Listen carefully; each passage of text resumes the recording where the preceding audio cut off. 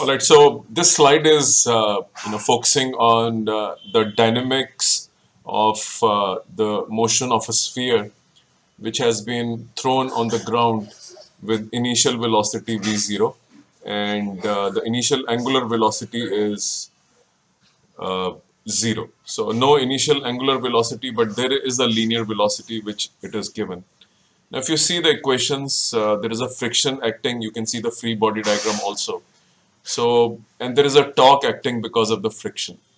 If you solve all of this, you will get center of mass acceleration to be mu g and the angular acceleration being produced by friction equal to 5 mu g by 2r.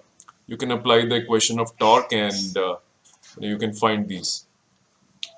The second part of this slide is focusing on the kinematics of the equation, which means study of motion. So v, the velocity of center mass, and angular velocity at any instant t have been calculated. So these equations are to be used when the body is having both rolling and sliding motion, and there is a friction which is inducing the torque which makes the body rotate.